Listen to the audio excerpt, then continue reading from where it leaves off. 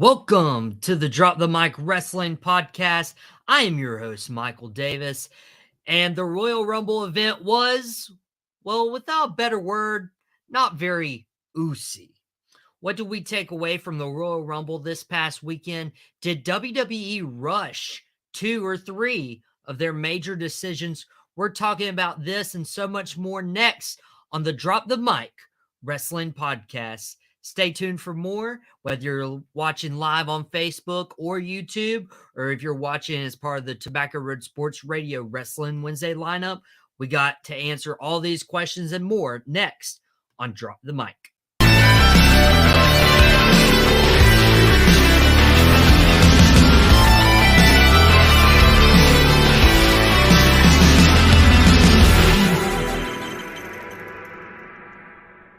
Welcome, everybody, to the Drop the Mic Wrestling Podcast. I am your host, Michael Davis, and if you are watching live on Facebook or YouTube, then you have the special ability to be a part of the show. Yes, we want to have you guys be a part of the show. Ask some questions.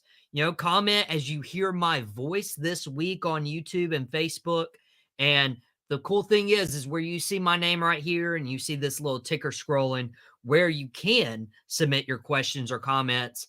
That is where your question or comment could potentially be on this broadcast. Now, if you are watching on Facebook or YouTube, or if you're listening to us as part of the Tobacco Road Sports Radio Wrestling Wednesday lineup as part of your Wrestling Wednesday afternoon, well, you're not seeing my face. And to that I say, you're welcome. You don't have to look at my face this week because some technical difficulties have prevented me from showing my face. So I hate to disappoint you all in that manner, but you're going to have to just deal with my radio voice. And goes an old saying, I have a face for radio. Well, that is apparently true this week as we talk about the Royal Rumble this past weekend on the Drop the Mic Wrestling Podcast. Get your questions in, get your comments. We'll be posting them up on the live stream right now on Facebook and YouTube. I believe that this is one of the most exciting times as a wrestling fan every year. No matter if the product is good or bad or indifferent, and yes, we have seen a lot of those years. If you have been a fan of the business for quite some time, we've suffered. We have suffered. And ever since Triple H took over creative, even though there's an innate fear that 3 weeks away from WrestleMania, Vince McMahon's going to take over creative and change the whole thing, despite me putting that fear away, because we don't need to live in fear. We need to live in faith, and we need to live in faith that WrestleMania is going to be good. This is WrestleMania Goes Hollywood. My first ever WrestleMania that I got to watch on TV, my dad ordered WrestleMania 21, yes, in Hollywood. This is where John Cena won his first WWE title. This is where Batista won his first World Heavyweight title. There's so many parallels with that WrestleMania in Los Angeles in 2005 and this one going back to LA in 2023. And we have 2 months. We have 61 days to talk about the parallels between those two. But the big news out of the weekend was WWE and how they ended the show. There was a lot of excitement regarding the event. Would The Rock return? Would Stone Cold Steve Austin return? Who would win the Men's Royal Rumble? Who would win the Women's Royal Rumble? Could Kevin Owens dethrone the head of the table, the tribal chief, the man who has held the title over 800 days and counting, your undisputed WWE Universal Heavyweight Champion, Roman Reigns? Would he actually defeat Roman and take one, if not both, of the championships? That didn't happen. And sorry if you have not watched the Royal Rumble yet, and this is a spoiler alert, but that did not happen. What happened was Roman Reigns did what he has done for nearly 3 years. He has smashed them. He has stacked them. He has pinned them. And it really wasn't a close match, but it went into telling the story that Roman Reigns is one of the most dominant world champions of all time, not just of our generation, because I actually am getting on board with the idea that Roman Reigns is the greatest champion that I have seen in my lifetime in WWE. And again, we have 2 months to talk about that. But the big shock is what happened after the match. Roman Reigns handles his way with Kevin Owens, and then there goes the beatdown. Roman Reigns feeling disrespected as the head of the table, as the tribal chief, and he sicks the Usos on him. He sicks Solo Sikoa on him, and Sami Zayn is just watching. He's just watching his childhood best friend be demolished, and he's handcuffed to the ropes. And Roman Reigns leans back with the steel chair, and Sami Zayn steps in the way. Sami say he shouldn't do this.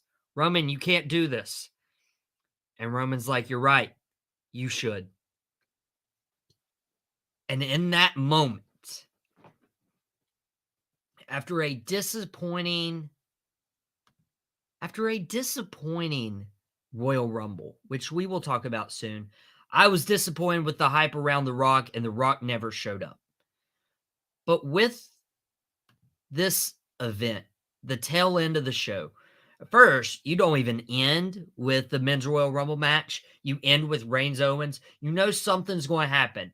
You have hope that The Rock will actually show up. But instead, Sami Zayn delivers the same chair shot that Roman Reigns received when the Shield was dismantled by Seth Rollins back in 2014. Roman Reigns barely missed the ropes this time, but it was the same sort of betrayal. And Sami, explaining himself to Jey Uso, gets super kicked by Jimmy Uso. Guys, this was insane. And I'm just looking back at the previous weeks, tribal court. Sami Zayn proven not guilty. Sami Zayn watching Kevin Owens be dismantled in front of his very eyes during the match and after the match. And then Sami actually turning on the Bloodline. It didn't feel like it was calculated. It felt like Sami Zayn's hand was forced, which goes into this next point. This is the best story. This being the Bloodline story, the last 2.5, 3 years. This has been the best story in wrestling or sports entertainment in a long, long, long time. Yeah. The Bloodline is the hottest act in wrestling. It has been. Sami Zayn added another layer to it when it wasn't stale. It wasn't stale before Sami joined, but it was going to get to that point before we reached today. Sami Zayn brought new life, new legs to the Bloodline, helped develop and really emphasize all the different characters in the Bloodline, their strengths, their weaknesses. Perfect storytelling in that regard. And Sami Zayn, just his tipping point wasn't that he didn't love Roman or he didn't love the Bloodline. It was he couldn't stand back and be a bystander to his best friend getting the beating of his life. And that is why, because they could easily have played this, Sami Zayn being the master strategist. They could have easily played that. But instead, it's Sami's heart that keeps him in good graces with the fans, keeps him being honest and true throughout his entire time of the Bloodline, being a fan of the Usos, wanting to be a part of the family.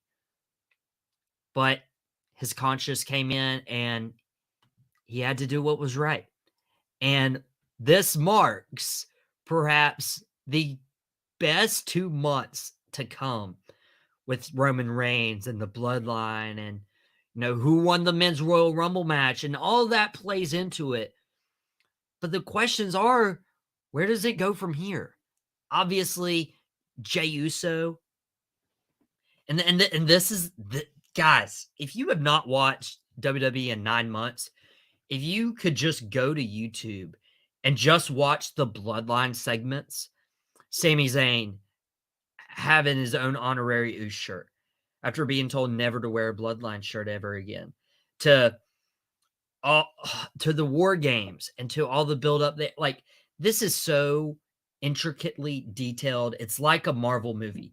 It's like you're sitting down and watching a Marvel movie over the course of 9 months, and you get 5 minutes here, you get 10 minutes here, you get 20 minutes here, and it's so beautifully well done because at the very end you're like, whoa, the thing I watched in the first 5 minutes that didn't quite make sense now makes sense. And Tribal Court helped with that, showing all the little details in the Bloodline that said, oh, Sami is for the Bloodline. Nope, Sami's not part of the Bloodline.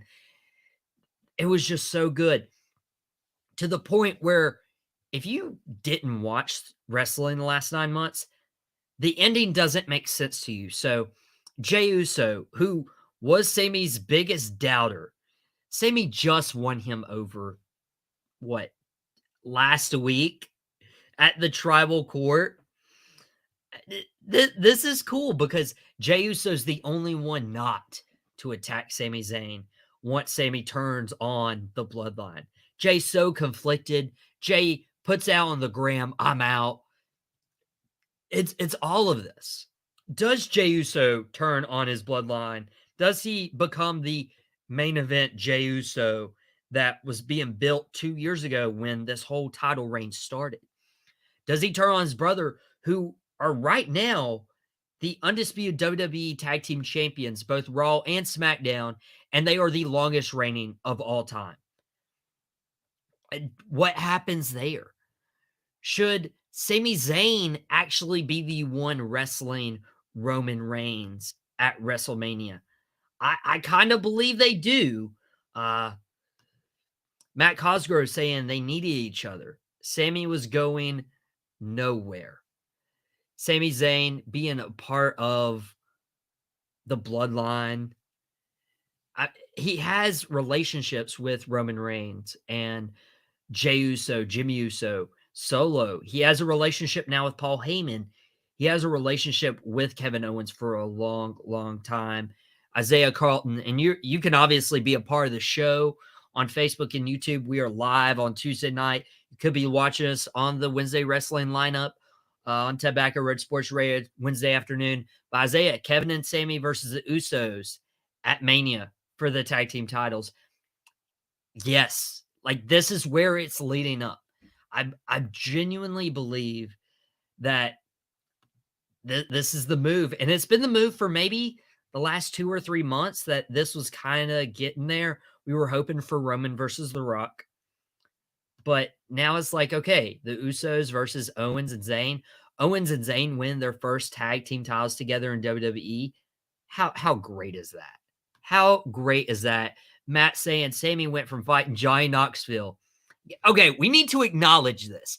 If you are watching live on Facebook or YouTube right now, Matt, who has been a great guest on Out of Pocket with Michael Davis, he was a great guest this past week. We did the Ultimate Royal Rumble. I'm going to actually post our Ultimate Royal Rumble tomorrow, and you guys get to vote on it and also get to vote on if mine was better, which it was, or if Matt's was better, or, if the actual Royal Rumble that took place last weekend was better. I think it's a no-brainer. Mine was better. But Sami went from fighting Johnny Knoxville last year, and in 1 year's time, he's in a main event program with Roman. Matt didn't have that in his wrestling bingo. I didn't have that in my wrestling bingo. And it felt like WWE was trying to get Kevin Owens to resign, trying to get Sami Zayn to stay. And now it could be at the Elimination Chamber in Montreal that you do Sami Zayn versus Roman Reigns. It looks like that's building that way. Um, I'm starting to think that's the move, even though I would love to see Roman defend the title in Elimination Chamber. That's just me. It doesn't look like it's going to be that way. But here's where I think they've rushed this, Matt. If you can't get The Rock, and Cody Rhodes is obviously going to get his title match. He won the Royal Rumble. But this is the hottest story right now. This is the match that deserves, honestly, it deserves WrestleMania. This has been the story that fans have tuned in for the last 9 months. And to not have Sami versus Roman, if you're not going to have Rock versus Roman, I feel like you could easily have, and this is obviously going without saying because Rhodes won the Royal Rumble, could easily have Sami Zayn versus Roman Reigns at WrestleMania, and people would watch. But Sami's going to get the hometown pop. Matt believes that the Bloodline beats Sami down. Kevin Owens returns, so a monster hometown pop. And there you have it. Matt also saying you can do Romans versus Sami for the best at Elimination Chamber. Jay screws over Sami Zayn. Kevin Owens returns, saves them. Roof will blow off the place. These are all great ideas. You know why I invited Matt Cosgrove onto the show on Out of Pocket with Michael Davis on Friday afternoon. Matt's, and you're listening to this because you know you're going to be a part of Out of Pocket for several segments to come. And we need to get you on this wrestling podcast when schedules permit. But I genuinely believe, and we're going to have to get here into a little tune. If you're watching on Tobacco Road Sports Radio, a little break. But I think they rushed Sami Zayn versus Roman Reigns. It's going to be in Montreal. It's going to be the hometown. But this could be a huge WrestleMania story. And you could easily get a 2-for-1. Fans would buy into that. And I think they rushed Cody Rhodes winning the Men's Royal Rumble match, returning to WWE, and will challenge at WrestleMania Roman Reigns for the undisputed WWE Universal Championship. When we come back, we're going to mention why they rushed this decision and what it would have been a lot better to do. No offense to WWE, but we will talk about that when we come back after the break.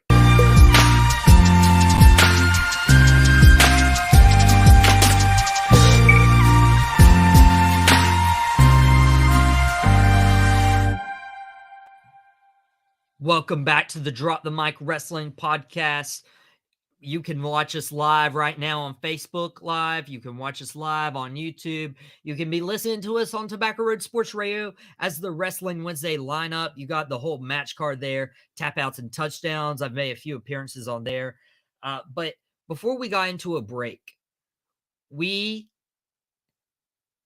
got to talk about the Bloodline and how great this story is.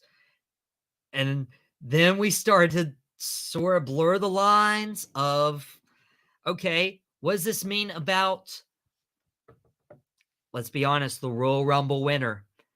And if you have listened to the podcast, if you have listened to Out of Pocket with Michael Davis on Fridays, you will know I did not like this.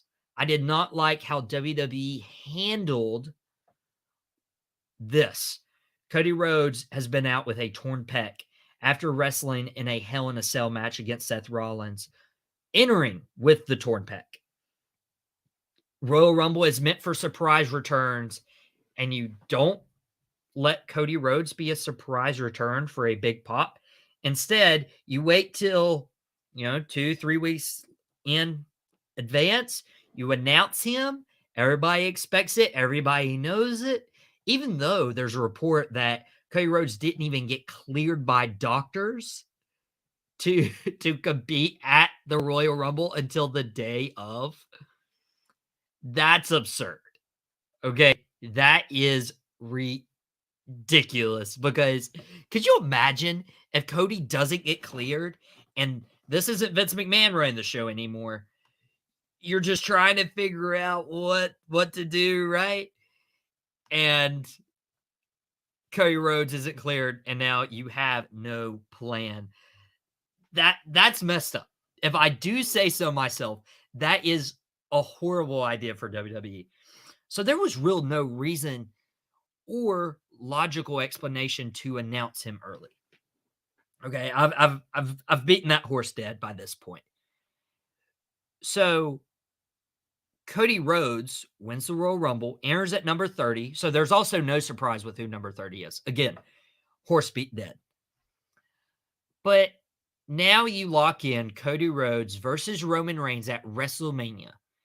And Roman Reigns, his title reign deserves to end at a big show.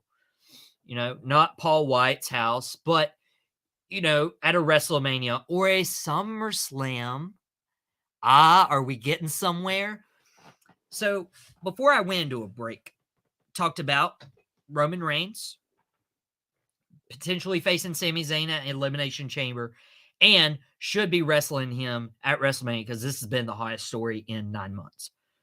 Cody Rhodes deserves a WWE title match. You knew when he returned at last year's WrestleMania, he was going to eventually compete against Roman Reigns, and he could be the guy to dethrone him.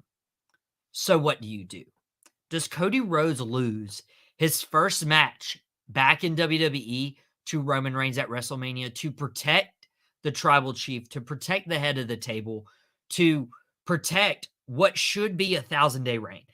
There's no reason this title reign should not go 4 digits, 1,000 days.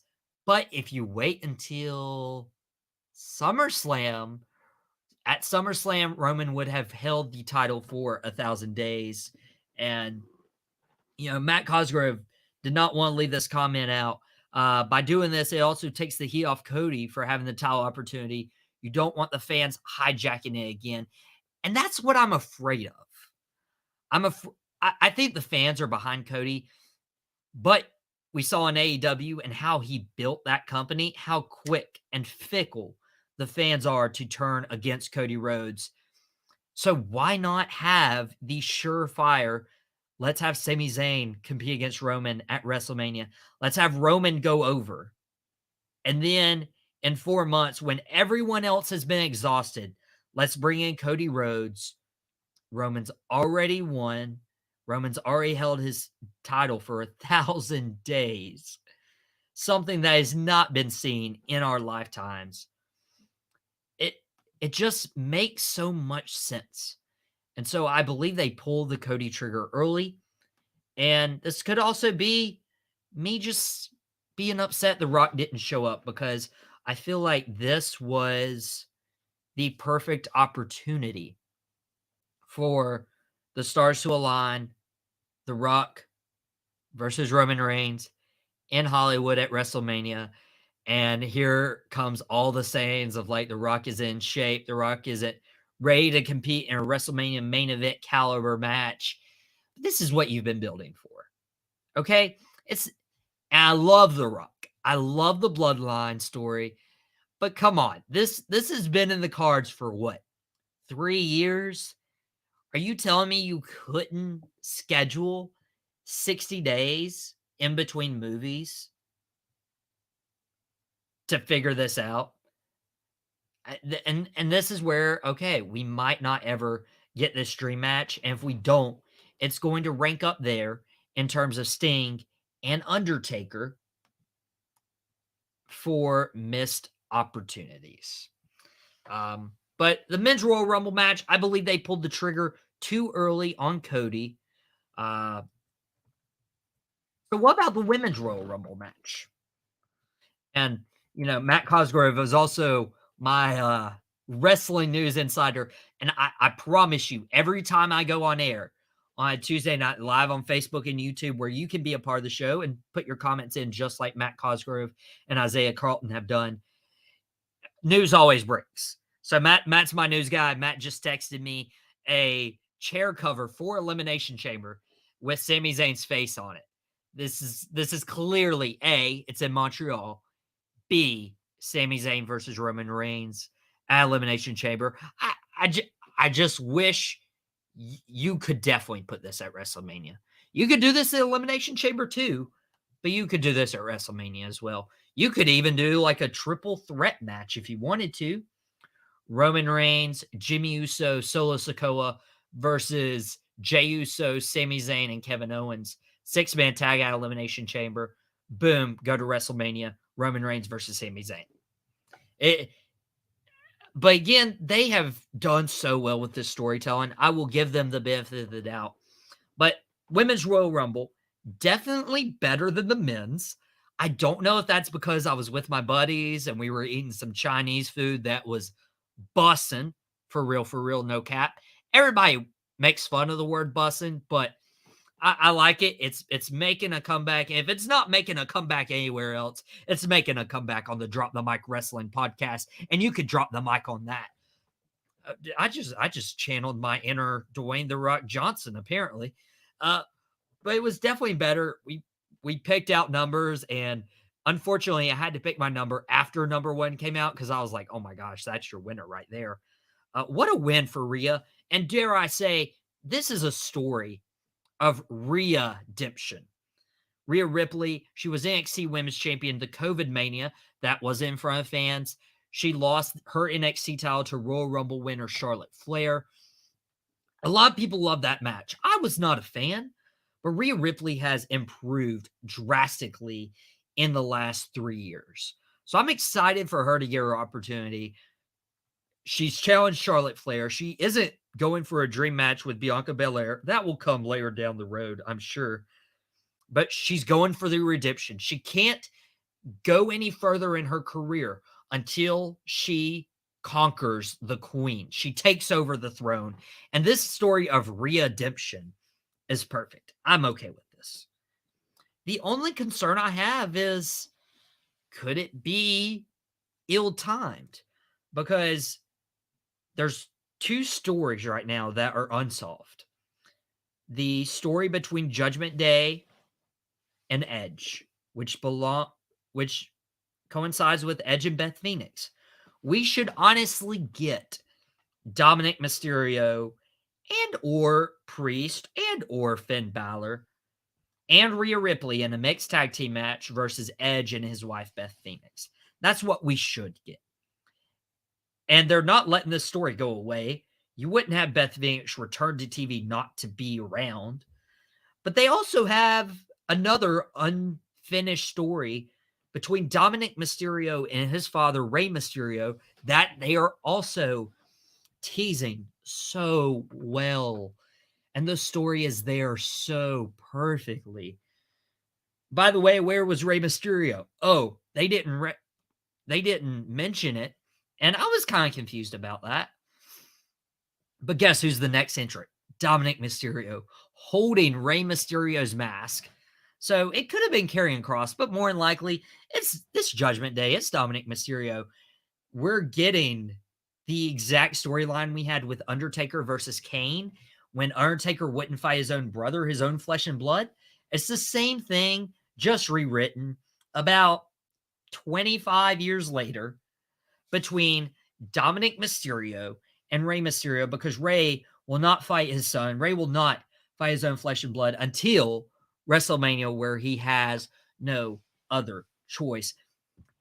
And with those 2 feuds going, Rhea Ripley plays a huge part in both of them. They can get away with it with the 2-night WrestleMania, but I feel like there's going to be some sort of divide when it comes to her being on the Women's Royal Rumble match. And Matt Cosgrove, what a guy. Let me pop up on here. Matt Cosgrove saying, check out the picture I sent you. And thankfully, this is a much better Facebook comment saying, check your text, because last time that happened, Jay Briscoe and the car accident that happened there. By the way, I wanted to take a couple moments out. If you have not watched, because they live streamed Jay Briscoe's funeral service, Mark Briscoe has handled that, oh my gosh, with so much strength and dignity and just God-given strength during a really rough time and a really rough moment, and gave the eulogy at his brother's funeral. And just, it's beautiful. It's incredible that such a horrible situation, Mark Briscoe can still have his head tilted high. And it seems like that's been the family sentiment in such a difficult situation. And if you didn't watch Mark Briscoe versus Jay Lethal or don't understand the impact the Briscoe brothers had on the professional wrestling business, the tag team business, then you need to go back and watch some Briscoes. Reach for the sky, boys, because they were them boys. But Matt sending me a picture, and I wish we could figure out a way to get on the stream. But if you can't tell, Sami Zayn has a Twitter, and he has put all. This is heartbreaking.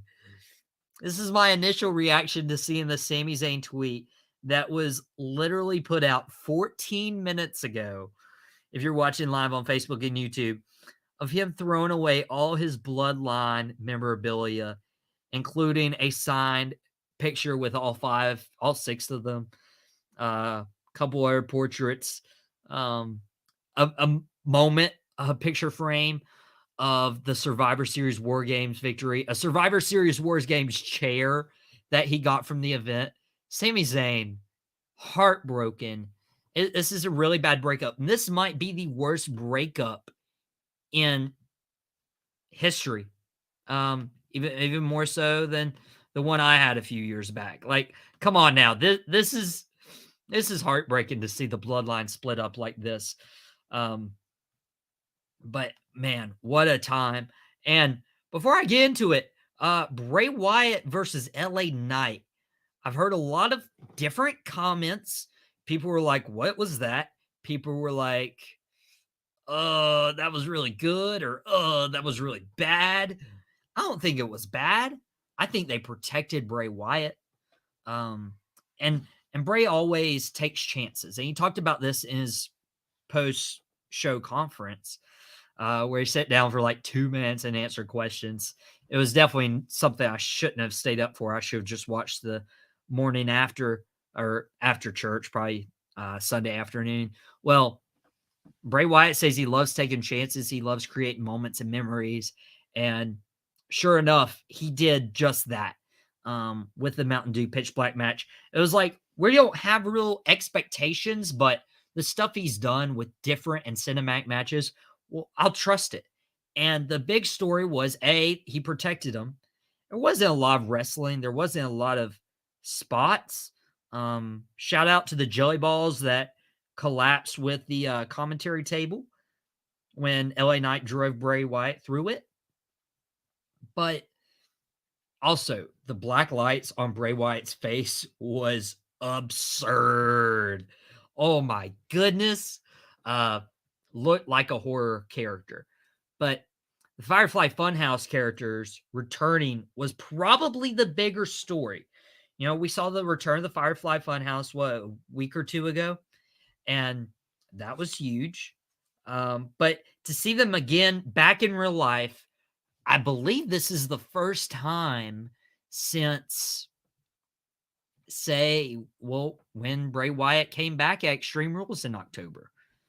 First time we've seen the Firefly Funhouse characters in costume, in real life, standing there above Bray Wyatt and looking ahead or looking over Uncle Howdy, who poorly missed the jump on LA Knight, but it's fine. I mean, good visual. You can do anything with camera angles nowadays, but this is very important because now this signifies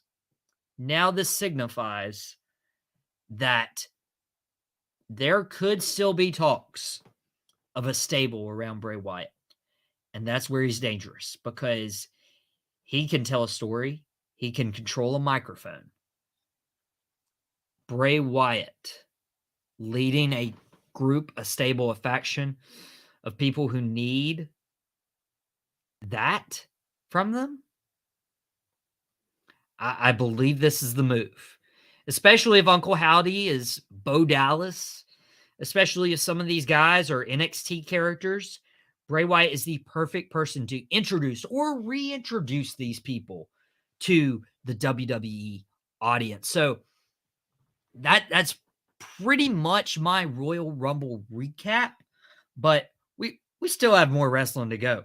We're just getting started because when we come back on the Drop the Mic Wrestling podcast, our beloved segment comes back, our Rose, Thorn, and Bud, and what's happening this week, particularly in Charlotte, North Carolina, of all places. We're going to talk about that when we come back on the Drop the Mic Wrestling Podcast. Stay tuned.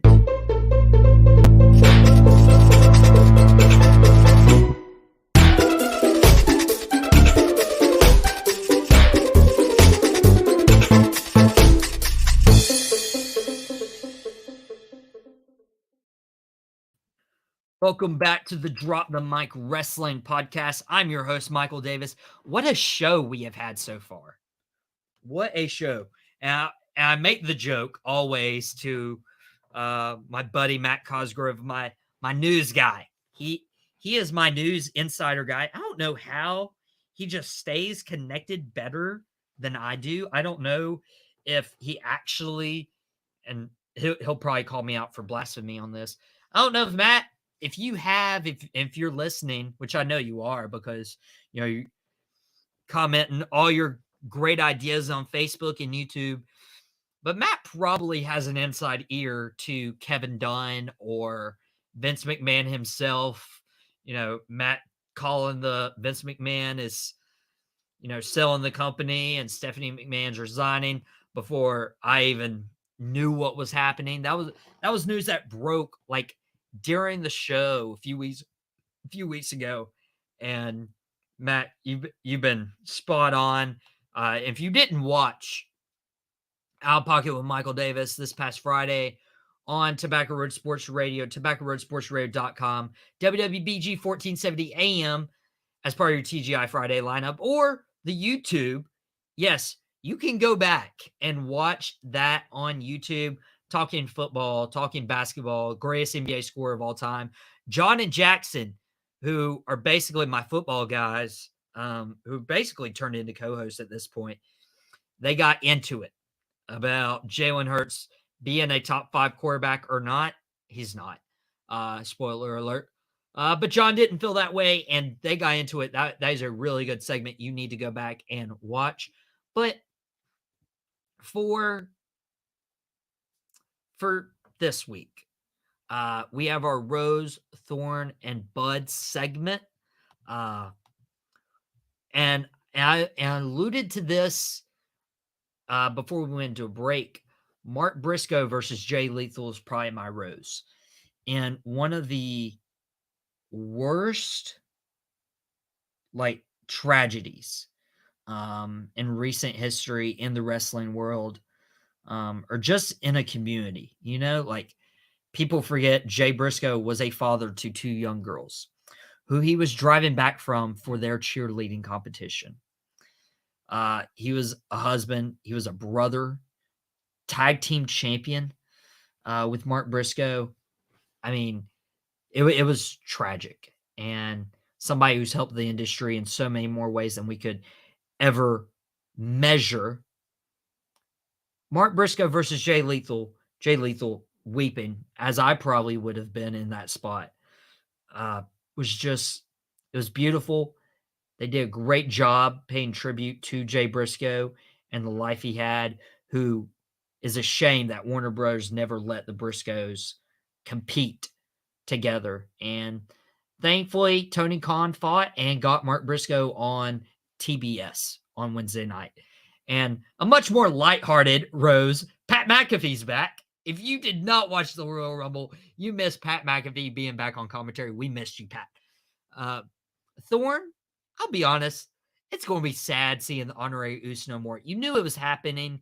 You knew that the Royal Rumble, as Tobacco Road Sports Radio producer Desmond Johnson is called, any turn's going to happen at the Royal Rumble between the Bloodline, Sami Zayn, Roman Reigns.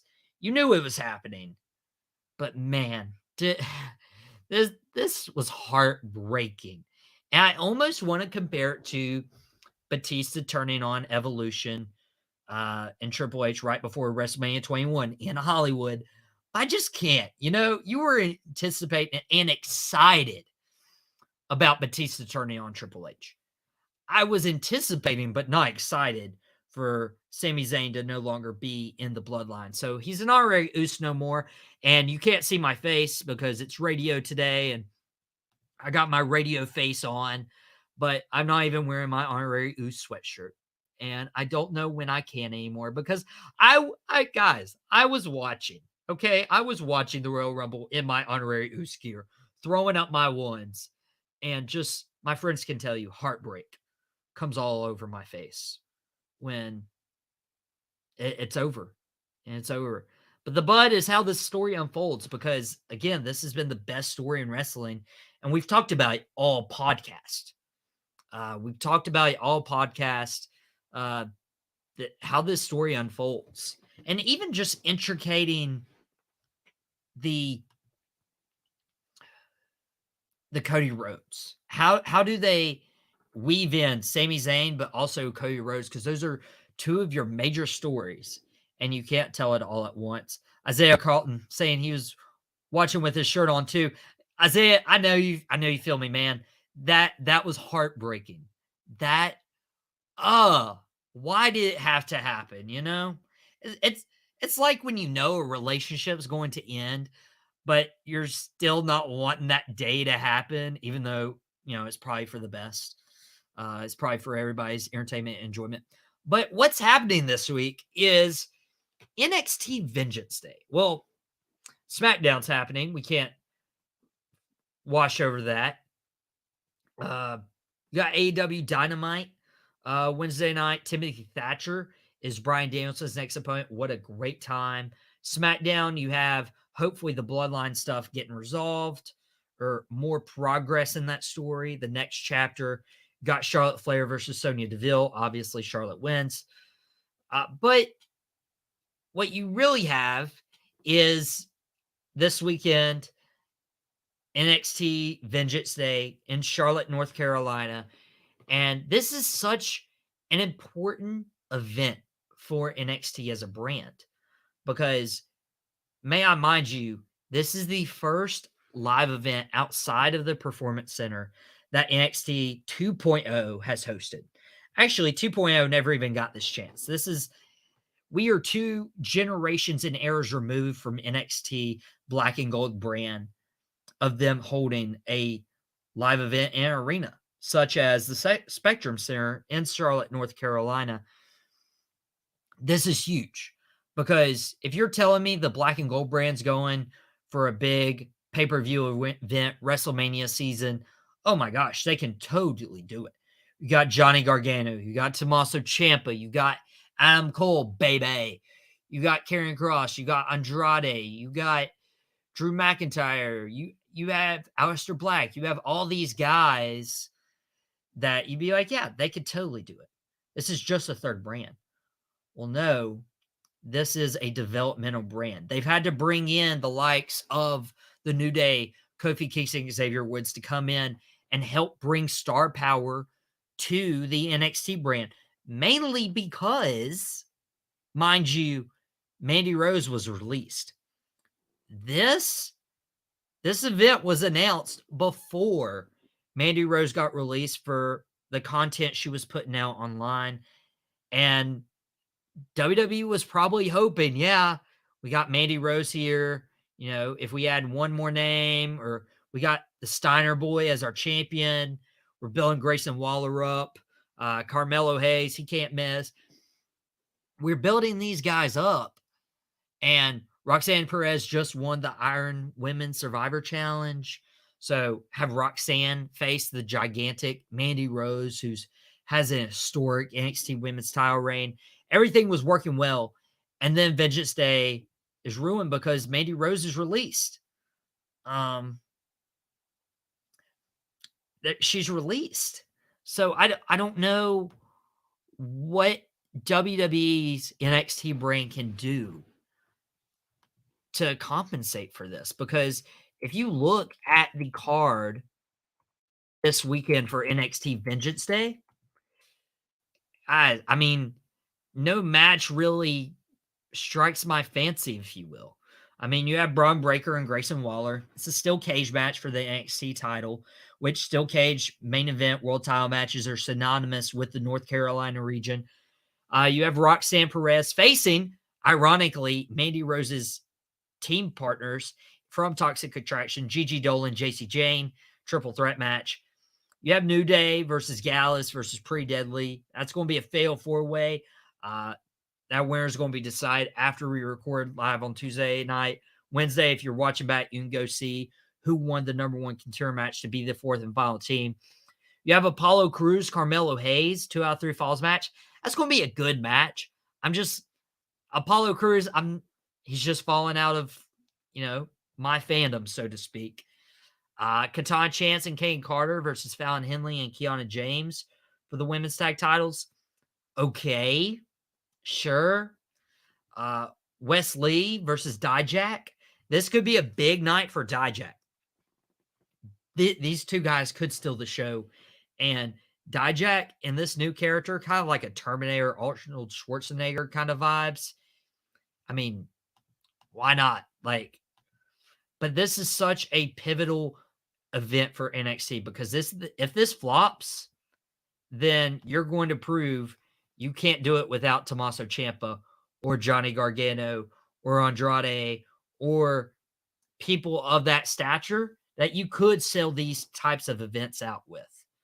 And you're going to be stuck back in the Performance Center for another 2-3 years before you can try this again. That's the worry. That's the concern I have with NXT Vengeance Day this weekend. Maybe it's good. Maybe it's not. But if I could contemplate going to this show. I contemplated hitting up my friend, Isaiah at least, He's saying at least we got the Andre Uce gear before it happened, before the breakup happened at least. Yeah. And thankfully, we're not going to make this a real breakup and have to give away our stuff, kind of like Sami Zayn did with the trash can pick on the side of the curb. But thought about going to the NXT Vengeance Day, and I just don't have a reason to go.